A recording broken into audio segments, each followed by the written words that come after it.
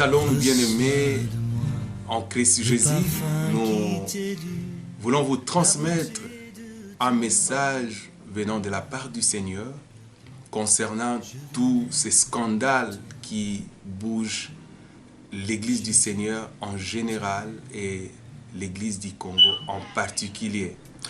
Notre message s'adresse à 4 catégories de chrétiens. Je précise bien des chrétiens parce qu'il ne concerne rien que de chrétiens.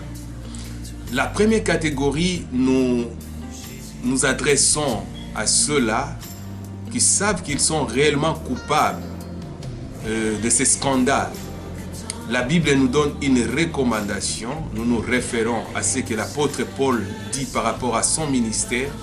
Dans le livre de 1 Corinthiens, je prends ma Bible, le chapitre 10, le verset 32. Écoutons la parole.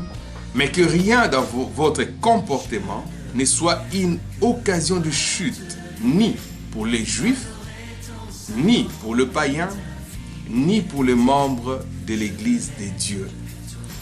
Je crois que vous avez bien écouté et nous n'avons pas assez de temps pour décortiquer. Et nous avons une recommandation à tous ceux-là qui savent qu'ils sont coupables. Et la Bible dit, rentrez en vous-même et examinez-vous si vous êtes en la foi. La moindre des choses à faire, je crois que c'est de s'humilier et d'abandonner le mauvais chemin.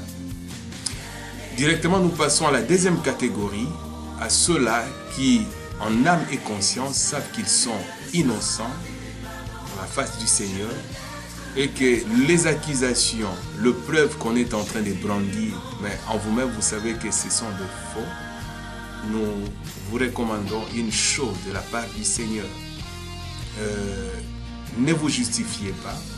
Comme la Bible dit dans le livre de Romains, le chapitre 12, le verset 19, nous lisons rapidement. Romains 12, le verset 19. La Bible dit ceci. Mes amis, ne vous vengez pas vous-même, mais laissez agir la colère de Dieu. Car il est écrit, c'est à moi qu'il appartient de faire justice, c'est moi qui rendrai à chacun son dû. Nous savons ce que la Bible nous rencontre sur Joseph. La femme de Potiphar avait de preuves, la tunique de Joseph entre ses mains, et Joseph a été sévèrement puni, allé jusqu'à la prison. Mais nous connaissons tous l'issue de cette histoire. Dieu l'a justifié, Dieu a humilié ses ennemis. Laissez Dieu prendre votre défense. Et nous passons à la troisième catégorie, les rétrogradés par rapport à cette situation ou à ces situations qui sont des scandales. Peut-être vous avez pris la mauvaise décision d'abandonner ou de fréquenter votre église ou le chemin du Seigneur. Le Seigneur nous dit ceci dans le livre de Hébreux, le chapitre 10, nous lisons rapidement. Hébreux 10, le verset 39. La Bible dit ce qui suit. Quant à nous, nous ne sommes pas de ceux qui retournent en arrière pour aller se perdre, mais de ceux qui ont la foi pour être sauvés. Et nous avons une recommandation dans le livre de Luc, le chapitre 9, le verset 62. Jésus dit ceci.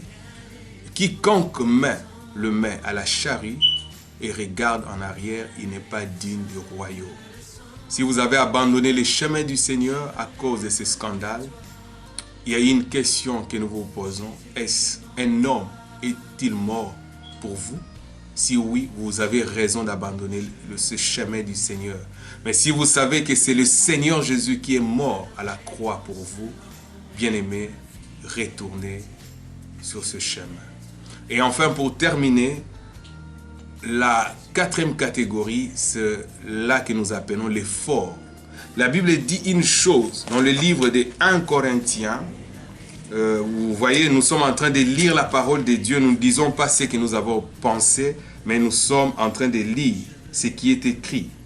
La Bible dit, c'est pourquoi, si quelqu'un se croit debout, qu'il prenne garde de ne pas tomber. Et il y a une recommandation dans le livre de Colossiens. C'est là où nous allons finir notre brève intervention. Le livre de Colossiens, le chapitre 3, verset 13, la Bible dit « Supportez-vous les uns les autres ». Bien-aimés, si il y a une chose à faire par rapport à ce bruit, nous qui sommes chrétiens, nous devons prier pour l'Église, corps du Christ, pour nos encadrés, pour nos bien-aimés. Que le Seigneur vous bénisse. Je suis votre frère, le pasteur Pichou Mavega. Merci.